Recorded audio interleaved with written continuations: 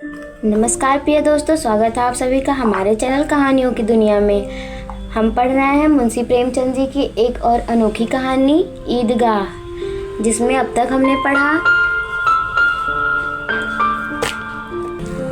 हामिद सबके खिलौने देखकर ललचाता और वह चाहता है कि वह भी उन खिलौनों को ले ले, लेकिन उसके पास पैसे न होने के कारण ना ही वो ले पा रहा था खिलौनों को और ना ही कोई उसे दे रहा था। तो चलिए दोस्तों, इसके आगे की कहानी हम प्रारंभ करते हैं। हामिद खिलौनों की निंदा करता है। मिट्टी के ही तो हैं, गिरे तो चकनाचूर हो जाएं, लेकिन ललचाई हुई आंखों से खिलौनों को देख रहा है और चाहता है कि जरा देर के लिए उन्हें हाथ में ले सकता। उनके साथ अनायास ही लपकते हैं, लेकिन लड़के इतने त्यागी नहीं होते हैं, विशेषकर जब अभी नया नया शौक हो। हामिद ललचाता रह जाता है। खिलौने के बाद मिठाइयाँ आती हैं। किसी ने रेवड़ियाँ ली हैं, किसी ने गुलाब जामुन, किसी ने सोहन हलवा मज़े से कोई खा रहा है। हामिद उनकी बिरादरी से पृथक है। अभागे के पास 3 पैसे भी तो हैं, क्यों नहीं कुछ लेकर खाता। ललचाई आंखों से सबकी ओर देखता मोहसिन कहता है, हामिद रेवड़ी ले जा, कितनी खुशबूदार है। हामिद को संदेह हुआ, ये केवल क्रूर विनोद है। मोहसिन इतना उदार नहीं है, लेकिन यह जानकर भी वह उसके पास जाता है। मोहसिन दोनों में से एक रेवड़ी निकाल कर हामिद की ओर बढ़ाता है। हामिद हाथ फैलाता है। मोहसिन रेवड़ी अपने मुंह में रख लेता है। महमूद, नूरे और सम्मी खूब तालियां बजा बजा कर हंसते हैं। हामिद खिसिया जाता है। मोहसिन, अच्छा अब की जरूर देंगे हामिद, अल्लाह कसम ले जा। हामिद, रखे रहो, क्या मेरे पास पैसे नहीं हैं। सम्मी, 3 पैसे ही तो हैं, 3 पैसों में क्या क्या लोगे। महमूद, हमसे गुलाब जामुन ले जाओ हामिद। मोहसिन बदमाश है। हामिद, मिठाई कौन बड़ी नेमत है, किताब में इसकी कितनी बुराइयां लिखी हैं। मोहसिन, लेकिन दिल कह रहे होंगे कि मिले तो खा लें, अपने पैसे क्यों नहीं निकालते। महमूद, हम समझते हैं इसकी चालाकी, जब हमारे सारे पैसे खर्च हो जाएंगे तो हमें ललचा ललचा कर खाएगा। मिठाइयों के बाद कुछ दुकानें, लोहे की चीज़ें, कुछ गिलट और कुछ नकली गहनों की दुकानें आती हैं। लड़कों को यहाँ से कोई आकर्षण नहीं था तो वे आगे बढ़ जाते हैं। हामिद लोहे की दुकान पर रुक जाता है। कई चिमटे रखे हुए थे। उसे ख्याल आता है दादी के पास चिमटा नहीं है। तवे से रोटियां उतारती है तो हाथ जल जाता है। अगर वह चिमटा ले जाकर दादी को दे दे तो वह कितना प्रसन्न होंगी, फिर उनकी उंगलियां भी नहीं जलेंगी, घर में एक काम की चीज भी हो जाएगी। खिलौने से क्या फायदा, व्यर्थ में पैसे खराब हो जाएंगे।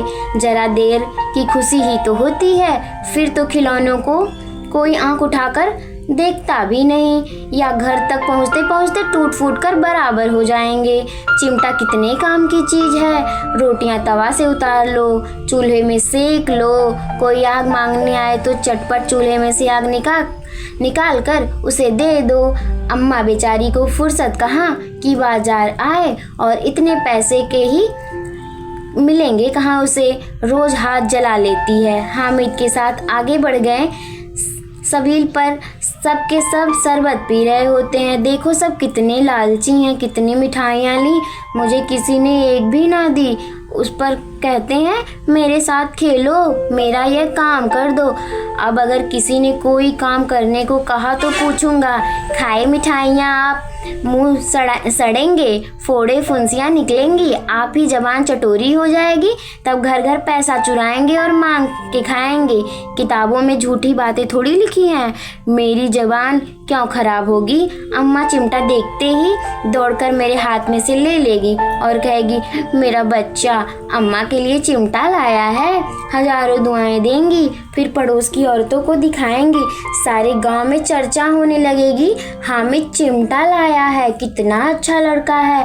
सब लोगों के खिलौनों पर कौन इन्हें दुआएं देगा। बड़ों की दुआएं सीधे अल्लाह के दरबार में जा पहुंचती हैं और तुरंत सुन ली जाती हैं। मेरे पास पैसे नहीं हैं, तभी तो मोहसिन और महमूद यूं मिजाज दिखाते हैं। मैं भी इनसे मिजाज दिखाऊंगा। खेलें खिलौने और खाएं मिठाइयाँ। मैं नहीं खेलता खिलौने, किसी का मिजाज क्यों सहूं। मैं गरीब ही सही, किसी से मांगने तो नहीं जाता। आखिर अब्बा जान कभी ना कभी आएंगे, अम्मा भी आएंगी। फिर इन लोगों से पूछूंगा कितने खिलौने लोगे। एक एक को टोकरियों खिलौने दूं और दिखा दूं कि दोस्त के साथ इस तरह का सलूक किया जाता है। यह नहीं कि पैसे की रेवड़ियां ले तो चिढ़ा चिढ़ा कर खाने लगे। सबके सब हंसेंगे कि हामिद ने चिमटा लिया है। हंसे मेरी बला से। उसकी दुकान पे जाकर पूछा, यह चिमटा कितने का है। दुकानदार ने उसकी ओर देखा, कोई आदमी साथ ना देखकर कहा, तुम्हारे काम का नहीं है, बिकाऊ नहीं है क्या जी। बिकाऊ क्यों नहीं है, और यह क्यों लाद लाए हैं, तो बताते क्यों नहीं। क्या पैसे का है। 6 पैसे लगेंगे। हामिद का दिल बैठ गया। ठीक ठीक बताओ। ठीक 5 पैसे लगेंगे। लेना है तो ले लो, नहीं तो चलते बनो। हामिद ने कलेजा मजबूत करके कहा, 3 पैसे लोगे। यह कहता हुआ वह आगे बढ़ गया कि दुकानदार की घुड़कियां ना सुने, लेकिन दुकानदार ने घुड़कियां नहीं दी, बुलाकर चिमटा दे दिया।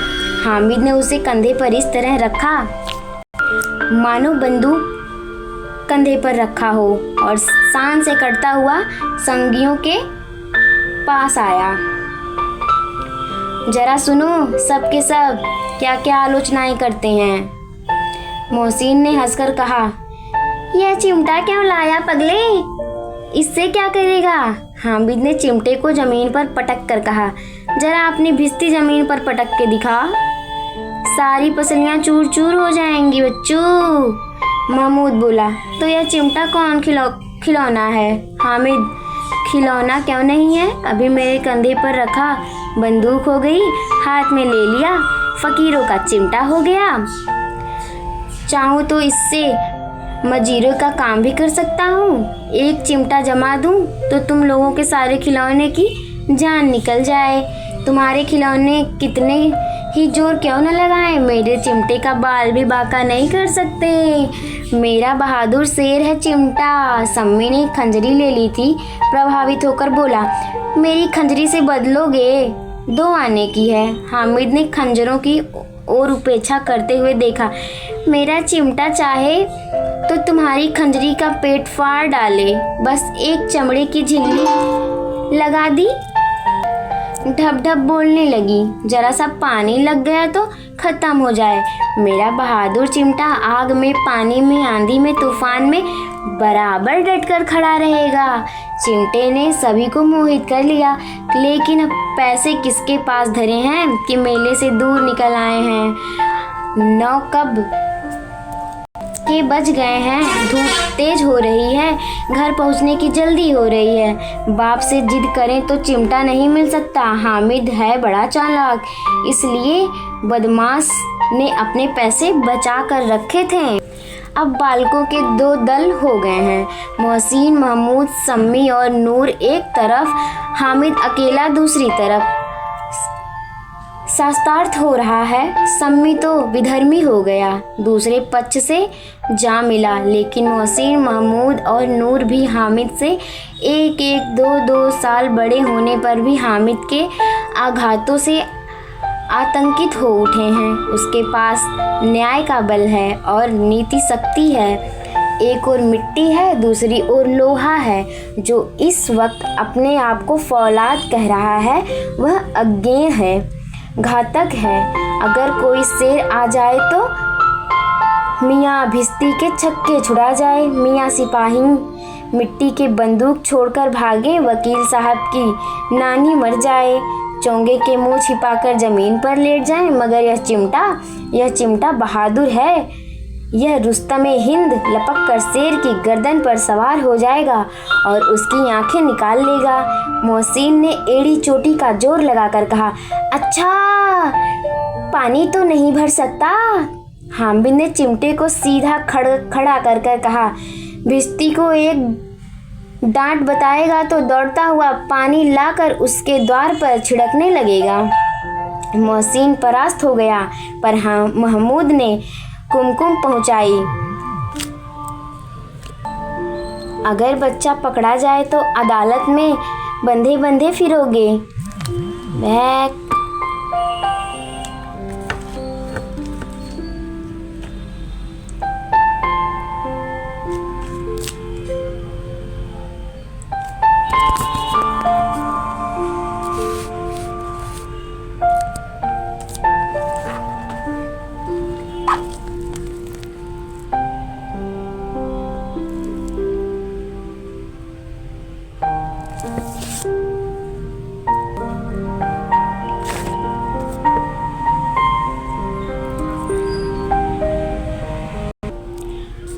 हम बहादुर रुस्तमे हिंद को पकड़ेंगे। अच्छा लाओ, अभी जरा कुश्ती हो जाए। इसकी सूरत देखकर दूर भागोगे, पकड़ोगे क्या बेचारे को। मोहसिन को एक नई चोट सूझ गई। तुम्हारे चिमटे का मुंह रोज आग में जलेगा। उसने समझा था कि हामिद लाजवाब हो जाएगा, लेकिन यह बात ना हुई। हामिद ने तुरंत जवाब दिया, आग में बहादुर ही कूदते हैं जनाब। तुम्हारे यह वकील, सिपाही और भिश्ती लेडियों की तरह घर में घुस जाएंगे। आग में कूदना वह काम है जो यह रुस्तमे हिंद ही कर सकता है। महमूद ने एक जोर लगाया, वकील साहब, कुर्सी मेज पर बैठे रहेंगे, तुम्हारा चिमटा तो बावर्ची खाने में जमीन पर पड़ा रहेगा। इस तर्क ने सम्मी और नूरे को भी सजीव कर दिया। कितने ठिकाने की बात कही है पट्टे ने। चिमटा बावर्ची खाने में पड़ा रहने के सिवा और क्या कर सकता है। हामिद को कोई पकड़ता हुआ जवाब ना सूझा तो उसने धांधली शुरू की, मेरा चिमटा बावर्ची खाने में नहीं रहेगा। वकील साहब कुर्सियां पर ही बैठेंगे तो जाकर उन्हें जमीन पर पटक देगा और उनका कानून उनके पेट में डाल देगा। बात कुछ न बनी, खासी गाल गलौची होने लगी, लेकिन कानून के पेट में डालने वाली बात छा गई। ऐसी छा गई कि तीनों सूरमा मुंह ताकते रह गए, मानो कोई धेलच्चा कनौवा ने किसी गढ़वाले के कनौवे से काट दिया है। कानून के हाथ से भी बाहर निकलने वाली चीज़ है, उसको पेट के अंदर डाल दिया जाना बेतुकी सी बात होने पर कुछ नयापन रखती है। हामिद ने मैदान मार लिया। उसका चिमटा रुस्तमे हिंद है। अब इसे मोहसिन, महमूद, नूरे, सम्मी किसी को भी आपत्ति नहीं हो सकती। विजेता को हराने वाले तो जो सत्कार मिलाना स्वाभाविक वह हामिद को भी मिलना है। औरों ने 3-3, 4-4 आने पैसे खर्च किए पर कोई काम की चीज़ न ले सके। हामिद ने 3 पैसे में रंग जमा लिया। सच ही तो है, खिलौने का क्या भरोसा, टूट फूट जाए। हामिद का चिमटा तो बना रहेगा बरसों। संधि की शर्तें तय होने लगी। मोहसिन ने कहा, जरा अपना चिमटा तो दो, हम भी देखें। तुम हमारा भिश्ती लेकर देखो। महमूद और नूरे ने भी अपने खिलौने पेश किए। हामिद को इन शर्तों को मानने में कोई आपत्ति न थी। चिमटा भारी था और बारी बारी से सबके हाथों में गया और उनके खिलौने बारी बारी से हामिद के हाथों में आने लगे। कितना खूबसूरत खिलौना है। हामिद ने हारने वाले को आंसू पोंछे हैं। मैं तुम्हें चिढ़ा रहा था। सच यह चिमटा भला इन खिलौनों की क्या बराबरी करेगा, मालूम होता है। अब बोलो। लेकिन मोहसिन की पार्टी को इस दिलासे से संतोष नहीं रहा। चिमटे का सिक्का खूब बैठ गया है। चिपका हुआ टिकट अब पानी से नहीं छूट रहा है। मोहसिन, लेकिन इन खिलौनों के लिए कोई हमें दुआ तो ना देगा? महमूद, दुआ के लिए फिरते हो? उल्टे मार ना पड़े। अम्मा ज़रूर कहेगी कि मेले में यही मिट्टी के खिलौने मिले। हामिद को स्वीकार करना पड़ा कि खिलौने को देखकर किसी की माँ इतनी खुश ना होंगी जितनी उसकी दादी चिमटे को देखकर होंगी। 3 पैसे में ही उसने सब कुछ करना सीखा था और उन पैसों में इस उपयोग पर पछतावा की बिल्कुल ज़रूरत न थी। फिर अब तो चिमटा रुस्तमे हिंद है और सभी खिलौनों का बादशाह है। रास्ते में महमूद को भूख लगी थी। उसके बाप ने केले खाने को दिए। महमूद ने केवल हामिद को सांझी बनाया। उसके अन्य मित्र मुंह ताकते रह गए। वह उसका चिमटा प्रसाद था। 11 बजे गांव में हलचल हो गई। मेले वाले आ गए। मोहसिन की छोटी बहन दौड़कर भिश्ती उसके हाथ से छीन लिया और मारे खुशी के उछली जा रही थी तो मियाँ भिश्ती नीचे आ रहे थे और सुरलोक सिधारे। इस पर भाई बहन में मारपीट हो गई। दोनों खूब रोईं। उनकी अम्मा यह शोर सुनकर बिगड़ गई और दोनों को ऊपर से 2-2 चाटे और लगाए। और नूर के वकील कांत उसके प्रतिष्ठानुकूल इस ज़्यादा गौरवमय हुआ। वकील ज़मीन पर या ताक पर तो नहीं बैठ सकता। उसकी मर्यादा का विचार तो करना ही होगा। दीवार में खूंटियाँ गाड़ी हुई थी। उन पर लकड़ी का एक पटरा रखा था। पटरे पर कागज़ का कालीन बिछाया। वकील साहब जरा भोज की भांति सिंहासन पर विराजे। नूर ने उन्हें पंखा झलना शुरू कर दिया।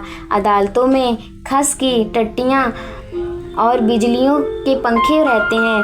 क्या यहाँ मामूली पंखा भी न हो? कानून की गर्मी दिमाग पर चढ़ जाएगी कि नहीं? बांस का पंखा आया और नूरे हवा करने लगा। मालूम वही पंखे की हवा से या पंखे की चोट से वकील साहब स्वर्गलोक से मृत्युलोक में आ रहे हैं। उनका माटी का चोला माटी में मिल गया। फिर बड़े जोर शोर से मातम हुआ और वकील साहब की अस्थि घूर पर डाल दी गई। अब रह गया महमूद का सिपाही। उसके चटपट गांव का पहरा देखने का चार्ज मिल गया। लेकिन पुलिस का सिपाही कोई साधारण व्यक्ति तो नहीं जो अपने पैरों पर चले। वह पालकी पर चलेगा। एक टोकरी आई। उसमें लाल रंग के फटे पुराने चीथड़े बिछाए गए जिसमें सिपाही साहब आराम से लेटे। नूरे या टोकरी उतारी और अपने द्वार का चक्कर लगवाने लगा। उनके दोनों छोटे भाई सिपाही की तरह छोने वाले जागते रहो पुकारते पुकारते चलते रहे। मगर रात तो अंधेरे की होनी चाहिए ना। महमूद को ठोकर लग जाती है। टोकरी उसके साथ से छूटकर गिर पड़ी और मियाँ सिपाही अपना बंदूक लिए ज़मीन पर आ जाते हैं और उनकी एक टांग में विकार आ जाता है। महमूद तो आज ज्ञात हुआ कि वह अच्छा डॉक्टर है। उसको ऐसा मरहम मिला गया है जिससे वह टूटी टांग को आनन फानन जोड़ सकता है। केवल गूलर का दूध चाहिए। गूलर का दूध आता है, टांग जोड़ दी जाती है। लेकिन सिपाही को ज्यों ही खड़ा किया जाता है टांग जवाब दे देती है। शल्य क्रिया असफल हुई तब उसकी दूसरी टांग भी तोड़ दी जाती है। अब कम से कम एक जगह आराम से बैठ तो सकेंगे। एक टांग से तो न चल सका जा सकता था और न ही बैठा जा सकता था। अब वह सिपाही सन्यासी हो गया था। अपनी जगह पर बैठा बैठा पहरा देता है। कभी कभी देवता भी बन जाता है। उसके सिर पर झालरदार साफा खुर्चा दिया जाता है। अब उसकी जितनी रूपांतरण चाहो उतना कर सकते हो। कभी कभी तो उसके बाट का काम भी लिया जाता है। अब मियाँ हामिद का हाल सुनिए। अमीना उनकी आवाज़ सुनते ही दौड़ते उन्हें उसे गोद में उठाकर प्यार करने लगती हैं। सहसा उनके हाथ से चिमटा देखकर वह चौंकी। यह चिमटा कहाँ था? मैंने मोल लिया है। क्या पैसे में? 3 पैसे में। अमीना ने छाती पीट ली। यह कैसा बेसमझ लड़का है कि दोपहर हुआ, कुछ खाया पिया ना। क्या लाया? चिमटा। सारे मेले में तुझे कोई चीज ना मिली जो ये लेके आया है, लोहे का चिमटा। हामिद ने अपराधी भाव से कहा, तुम्हारी उंगलियां तवे से जल जाती थी इसलिए मैंने ले लिया। बुढ़िया का क्रोध तुरंत स्रोत में बदल गया और स्नेह से वह नहीं जो प्रबल हो जाती और अपने सारी कसम शब्दों में बिखेर देती। यह मूक स्रोत था, खूब ठोस रस और स्वाद से भरा हुआ।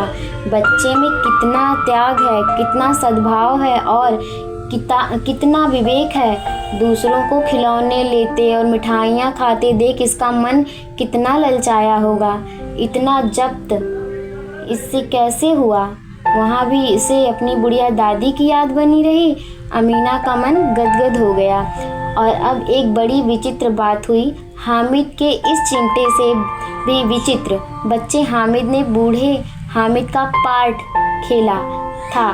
बुढ़िया अमीना बालिका अमीना बन गई। वह रोने लगी, दामन फैलाकर हामिद को दुआ देती थी और आंसू की बड़ी बड़ी बूंदें गिरती जा रही थीं। हामिद इसका रहस्य क्या समझ पाता? तो दोस्तों, हमारी ये कहानी यहीं समाप्त होती है। लेकिन ये सिर्फ कहानी नहीं थी, यह हमारे लिए एक देखने का ऐसा नज़रिया है। यह कहानी एक इस तरह की मार्मिक कथा है कि जो कोई भी सुनेगा और इस पर गौर करेगा उसे ज़रूर समझ में आएगा कि गरीबी कितनी वेदना देती है और आहत मन तक जाकर सबको कितना परेशान करती है। क्या हमारे और आपके घर के बच्चे होते तो वो ऐसा सोच सकते थे? क्या हमारे और आपके बच्चों में इतनी समझ हो सकती है? शायद ही कहूँ मैं तो हो सकती है, क्योंकि मुझे तो नहीं लगता कि आज इस जनरेशन में, इस मोबाइल वाली दुनिया में बच्चों को ये सब ज्ञात भी रहता होगा। आज के बच्चे हमारे इस तरह से डेवलपमेंट हो रहे हैं कि जब भी वह पैदा हो रहे हैं उनके हाथ में फ़ोन आ जा रहा है और वही फ़ोन उनको सारी दुनिया का नज़रिया दिखा दे रहा है।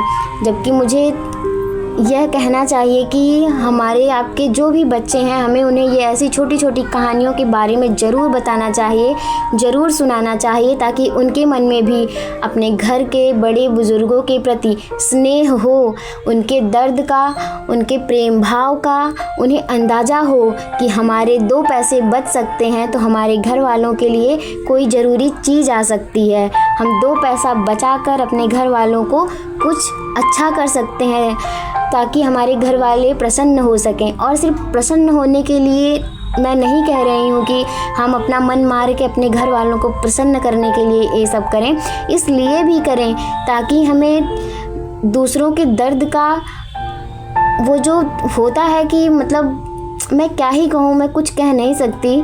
हामिद ही शायद एक ऐसा लड़का है जो यहाँ तक सोच सकता था। भले ही यह एक कहानी थी, लेकिन अगर हम इसे सच्चाई में तब्दील करें तो जो भी सुनेगा उसे अश्रु तो ज़रूर ही आ जाएंगे, क्योंकि एक छोटा सा बालक और इतना त्याग नामुमकिन है।